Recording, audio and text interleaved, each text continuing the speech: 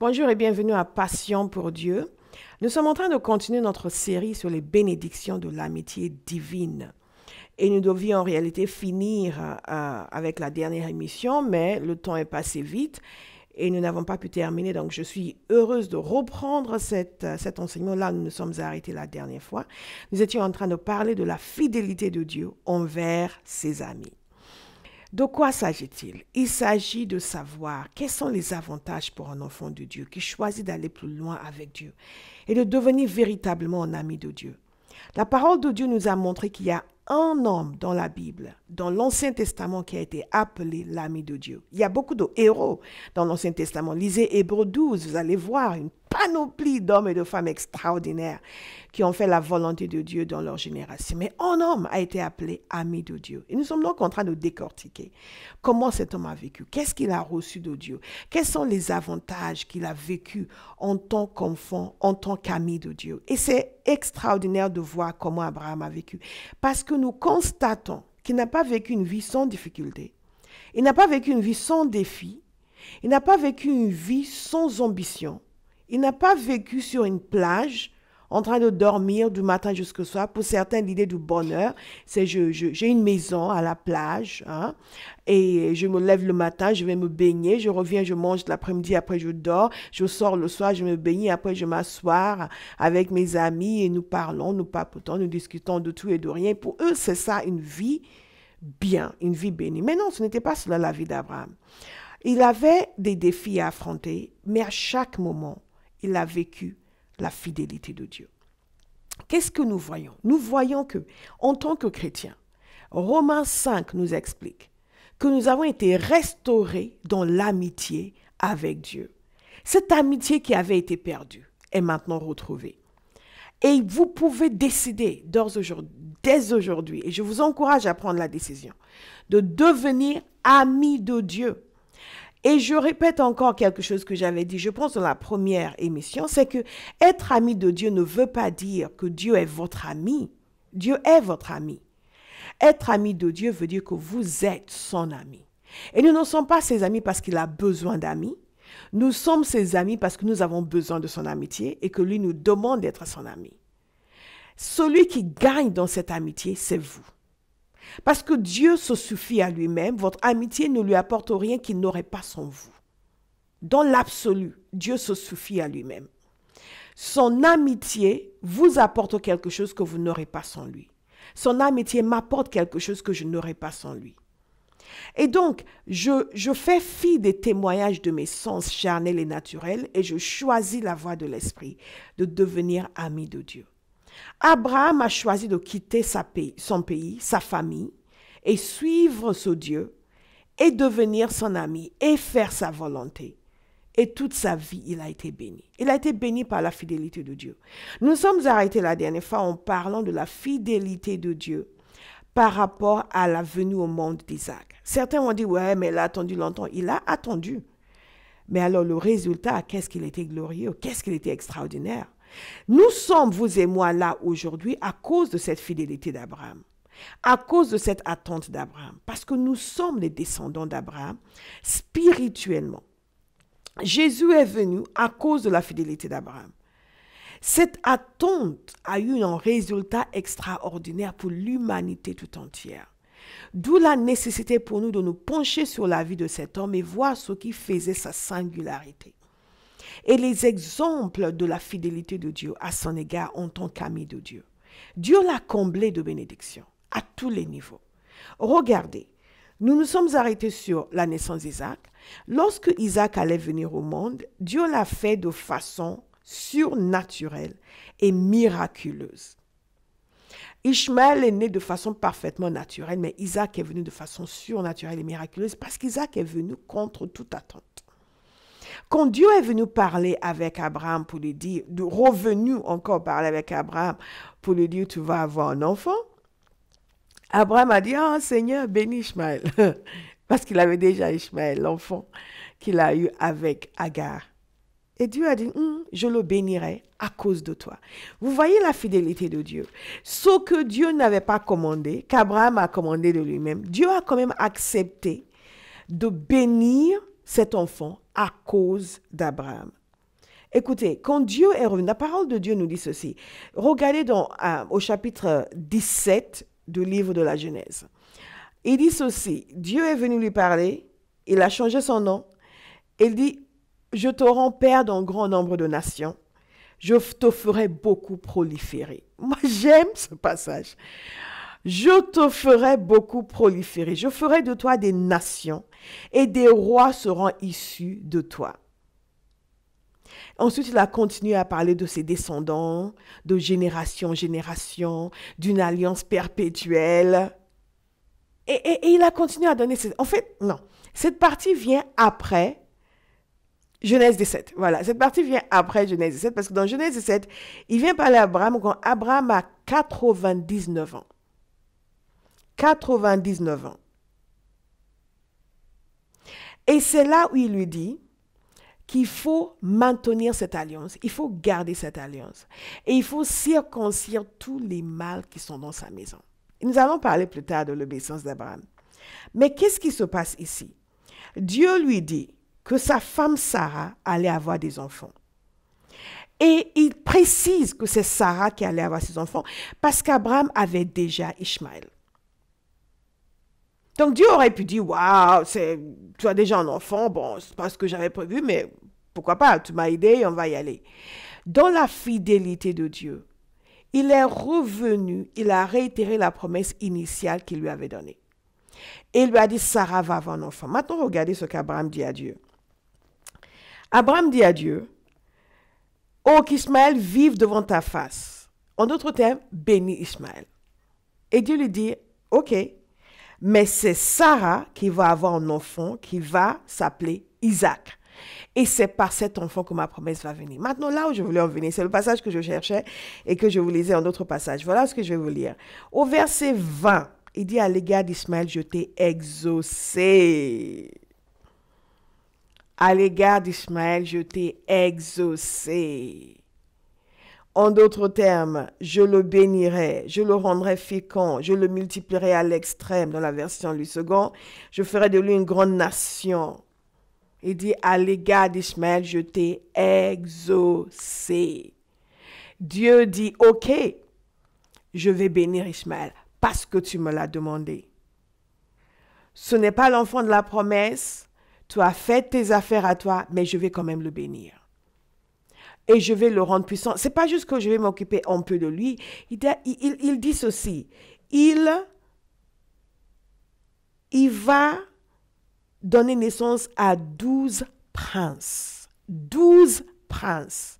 Ça, c'est le comble de la bénédiction. 12 princes. Et je ferai de lui une grande nation.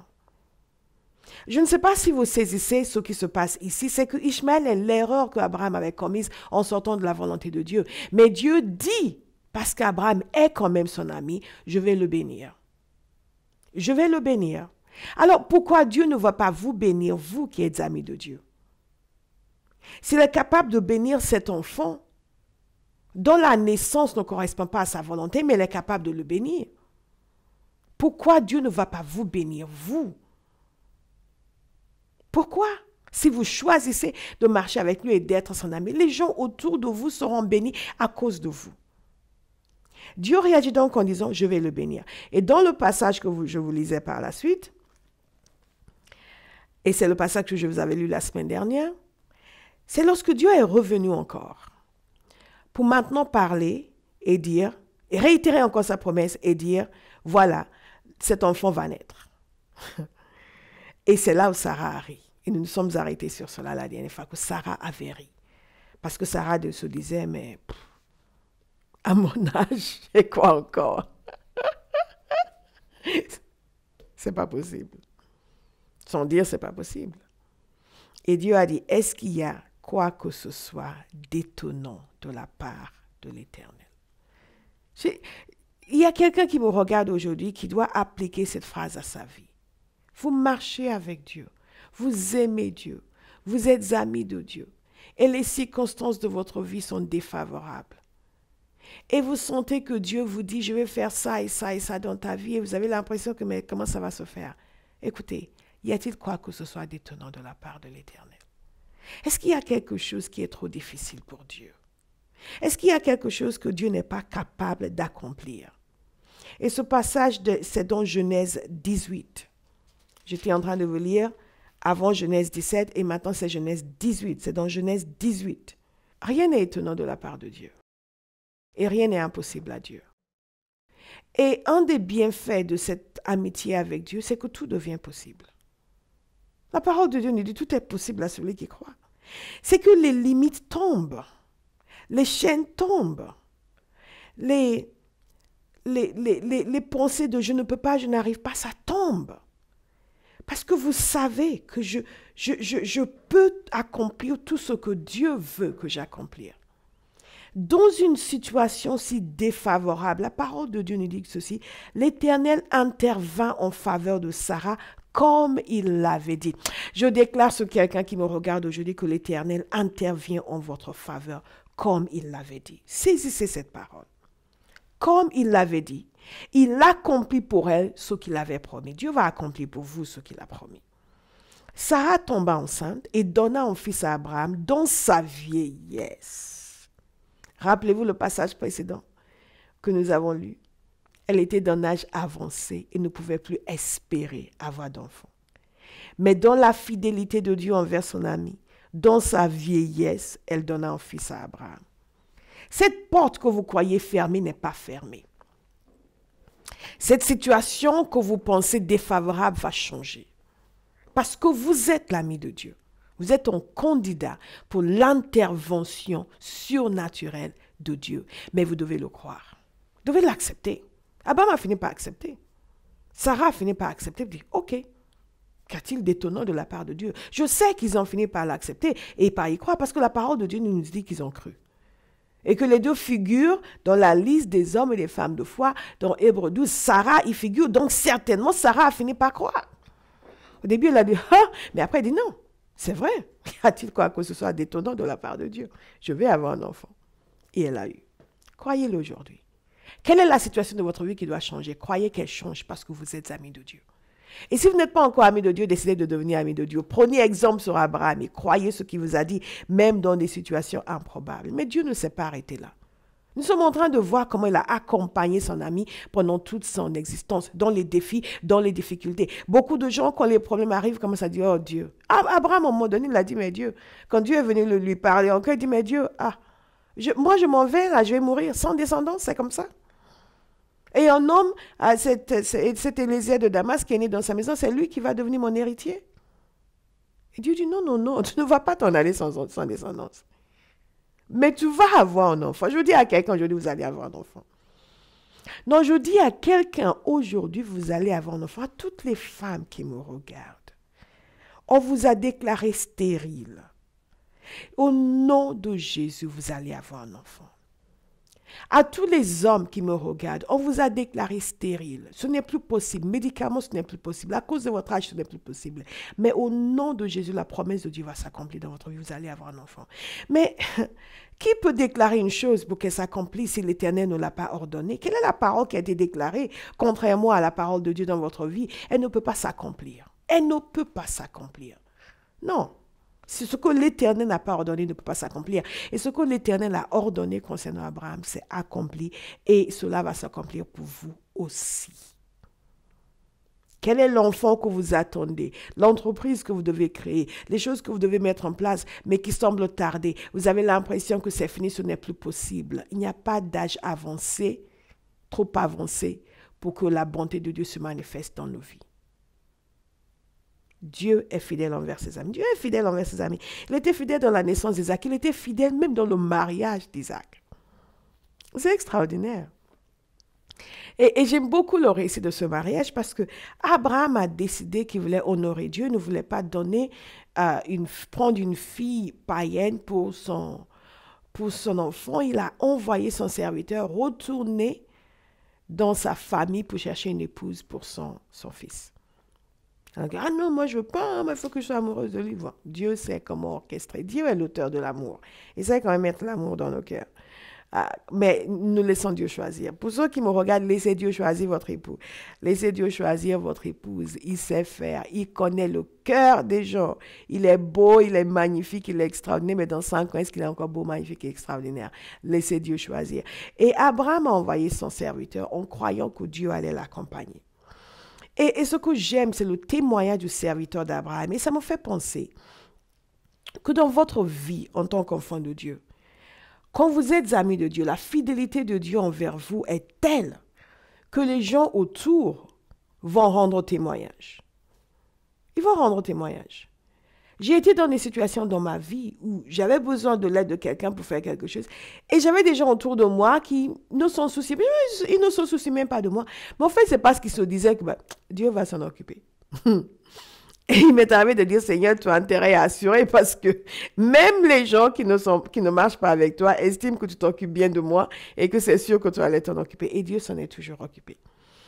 Le témoignage du serviteur d'Abraham est puissant dans ce contexte. C'est lui qu'Abraham a envoyé. Quelle responsabilité! Non seulement Abraham l'a envoyé, Abraham l'a fait jurer qu'il n'allait pas prendre une épouse pour son fils dans le pays où il était. Parce qu'il était quand même assez vieux. Il risquait de mourir à n'importe quel moment. Et le serviteur a accepté. Quelle responsabilité! Mais en partant, voyez la prière que ce serviteur a faite. Je vais vous la lire. Elle est merveilleuse. Genèse 24, verset 12. Il dit, le serviteur, « Éternel, Dieu de mon Seigneur Abraham, donne donc du succès aujourd'hui. Donne-moi du succès aujourd'hui et fais preuve de bonté envers mon Seigneur Abraham. » Wow! Donne-moi du succès et fais preuve de bonté. Dieu fait preuve de bonté envers ses amis. Et il donne du succès à leurs entreprises. C'est un changement de mentalité que nous devons avoir.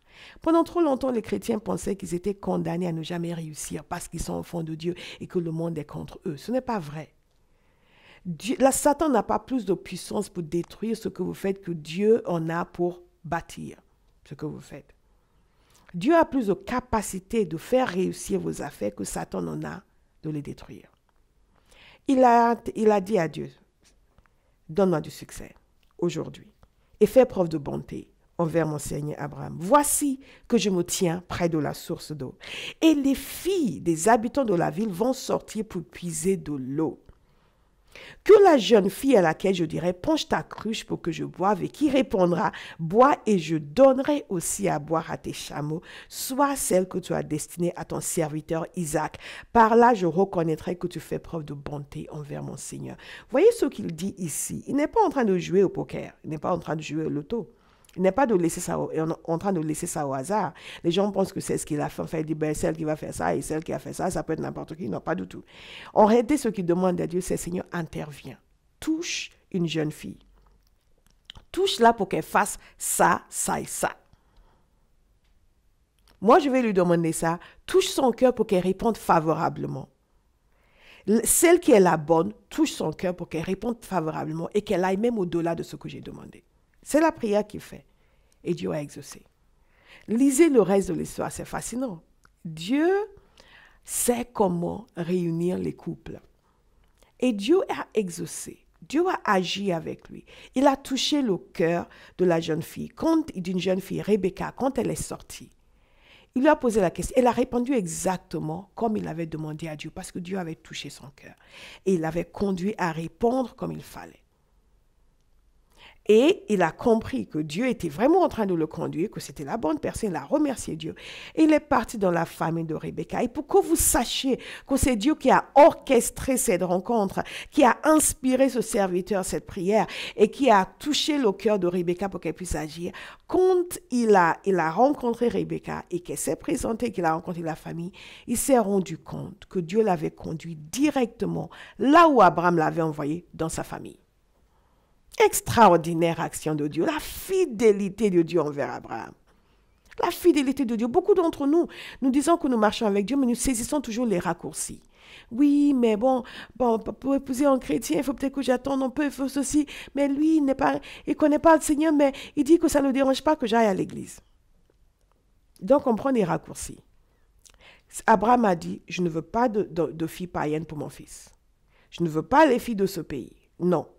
Tu vas retourner, là, il y a encore un minimum de crainte de Dieu. Tu vas aller me chercher une fille pour mon fils.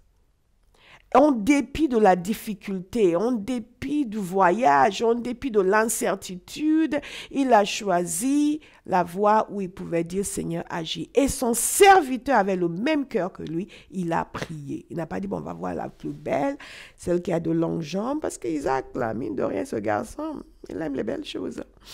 Et on va voir celle qui est la mieux habillée, celle qui, on va demander sa famille, si sa famille est riche. Non, il n'a pas, il a voulu tester le cœur et voir quelqu'un qui avait un cœur de servant, un cœur qui était serviable, qui avait un bon caractère. Quand vous voulez vous marier, choisissez quelqu'un qui a un bon caractère. Hein?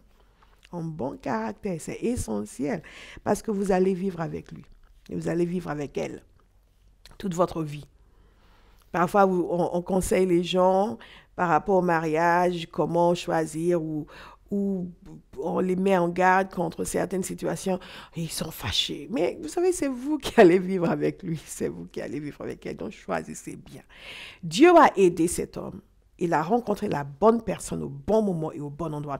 Je déclare sur quelqu'un qui me regarde aujourd'hui. Vous allez rencontrer la bonne personne au bon moment et au bon endroit et vous n'allez pas vous tromper. Et il est donc revenu avec Rebecca et Isaac a pu se marier. Voyez la fidélité de Dieu envers Isaac. Vous allez voir la fidélité de Dieu dans la vie de vos enfants, si vous êtes amis de Dieu. Dans tout ce qu'Abraham a fait, Dieu s'est montré fidèle. Même quand il s'est trompé, Dieu s'est montré fidèle. Et c'est l'image de la fidélité de Dieu envers ses amis. Vous êtes son ami, vous allez vivre sa fidélité. Avant la manifestation de la promesse, Abraham a vécu la fidélité de Dieu. Dans les péripéties de son existence, il a vécu la fidélité de Dieu. Arrêtez de faire comme si le problème que vous avez est la preuve de l'inattention de Dieu. Décidez que dans ce problème, en tant qu'ami de Dieu, vous allez vivre la fidélité de Dieu. Et vous allez voir Dieu agir en votre faveur. À chaque étape. Pour la manifestation de la promesse, il a vu la fidélité de Dieu. Quand l'enfant est arrivé, il a vu la fidélité de Dieu. Quand Dieu lui a demandé de lui redonner cet enfant, il a vu la fidélité de Dieu. Concernant Ishmaël, il a vu la fidélité de Dieu. Dieu a béni, a déclaré sa bénédiction et il a effectivement béni. Pour le mariage d'Isaac, il a vu la fidélité de Dieu. Je veux que vous soyez convaincus aujourd'hui que si vous êtes amis de Dieu, Dieu vous sera fidèle. Vous allez vivre sa fidélité dans toutes les situations de votre vie. Il va vous protéger, il va vous bénir, il va vous délivrer. Toute sa vie, il a vu la fidélité de Dieu dans ses finances. La parole de Dieu nous dit, et j'aime beaucoup comment le serviteur de Dieu, d'Abraham l'a présenté. La parole de Dieu nous dit que lorsqu'il a rencontré la famille de Rebecca, la future épouse qu'il est venu chercher pour Isaac, il s'est présenté. Écoutez comment il s'est présenté. Genèse 23, 34. Alors il dit, je suis un serviteur d'Abraham. L'Éternel a comblé mon Seigneur de bénédictions, si bien qu'il est devenu puissant. Ce sera votre témoignage. Il lui a donné des brebis et des bœufs, de l'argent et de l'or, des serviteurs et des servantes, des chameaux et des ânes. Il est devenu puissant parce que l'Éternel a comblé de biens. Les bénédictions qui suivent les amis de Dieu. Dieu va vous bénir même financièrement. Certains ne veulent pas entendre dire que Dieu bénit financièrement ses enfants. Et pourquoi pas? Il vous donne la paix, il vous donne l'amour. Pourquoi il ne va pas vous donner l'argent? Pas pendant que vous dormez dans votre lit, mais pendant que vous travaillez. Abraham a travaillé et Dieu l'a prospéré. Dieu va vous prospérer. Et tellement que les gens autour de vous vont pouvoir témoigner du fait que waouh, Dieu l'a comblé de bénédictions. Dans tous les domaines. Et le témoignage de la vie d'Abraham, c'était cela, la fidélité de Dieu à son égard. Parce que voyez-vous, il a eu tout ce mal à avoir un enfant, un deuxième, à avoir l'enfant de la promesse, mais après le décès de sa femme, est-ce que vous savez qu'il a eu d'autres enfants? Il s'est remarié, il a eu d'autres enfants. Il a eu d'autres enfants. Et les enfants ont grandi, il les a vus grandir, et il a pu les éloigner pour qu'il n'y ait pas de problème avec son fils Isaac, qui était l'enfant de la promesse. Ce qui semblait impossible s'est fait, après c'est devenu banal. Il y a quelque chose qui semble être difficile pour vous aujourd'hui. Quand la bonté de Dieu va se manifester, ça va devenir banal. Ça va devenir banal, ça va devenir ordinaire. Ordinaire. On a eu un témoignage dans l'église d'une sœur, j'avais prié pour les personnes qui cherchaient du travail. Et cette sœur n'a pas simplement eu un travail, elle a eu 2 propositions. Et après, c'est elle qui a dû choisir. Et c'est ce qui va arriver à quelqu'un qui regarde cette émission en ce moment. Cette chose dans votre vie qui semble si compliquée, qui semble bloquée, non seulement Dieu va débloquer, mais ça va devenir banal. Ça va devenir ordinaire, ça va devenir simple. Et pour Abraham, avoir des enfants est devenu tout à fait banal. Il en a eu plusieurs par la suite. Mais il est resté fidèle envers Dieu, Dieu est resté fidèle envers lui. La fidélité de Dieu s'est manifestée dans toute sa vie. Il nous est dit au chapitre 25, verset 7, la durée de la vie d'Abraham fut de 175 ans. Puis il expira. Abraham mourut après une heureuse vieillesse, âgé et rassasié de jours. Et il alla rejoindre les siens. Ce sera votre témoignage. Votre vieillesse sera heureuse. Vous allez mourir âgé et rassasié de jours. Et vous serez bénis à tous les niveaux parce que vous êtes amis de Dieu. Que Dieu vous bénisse. Shalom. Je vais vous présenter ce DVD. C'est un DVD qui s'appelle « Qu'est-ce que l'Évangile ?» Un jour, j'étais assise à mon bureau et le Seigneur est venu sur moi puissamment par son esprit et en quelques instants a déposé ce message dans mon cœur. Et les 4 parties de ce message, l'Évangile est une histoire, une personne, une promesse, une puissance, ont été déposées comme cela dans mon cœur. Et je fais cet enseignement en 4 parties. Nous avons 4 enseignements dans ce DVD. Et nous l'utilisons pour l'évangélisation. Nous l'utilisons pour communiquer la parole de Dieu.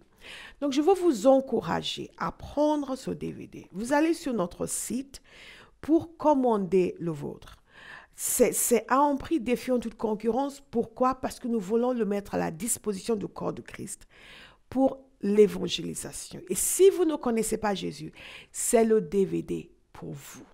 Prenez-le. Demandez aussi la brochure. Celle-ci est un peu usée, mais rassurez-vous, elles sont toutes neuves. Qu'est-ce que l'Évangile? Même chose, même présentation en 3 parties. Vous allez comprendre le sens de l'Évangile. Cela va vous bénir et cela va bénir les gens autour de vous. Que Dieu vous bénisse. Shalom et à la semaine prochaine. La compagnie Théophile met à votre disposition, pour vous et votre Église, un outil d'évangélisation unique et efficace, le DVD « Qu'est-ce que l'Évangile ?» Partagé en 4 vidéos, le message de l'Évangile, l'histoire, la promesse, la personne, la puissance. Prix 3 € le DVD, offre spéciale 15 € les 10 DVD.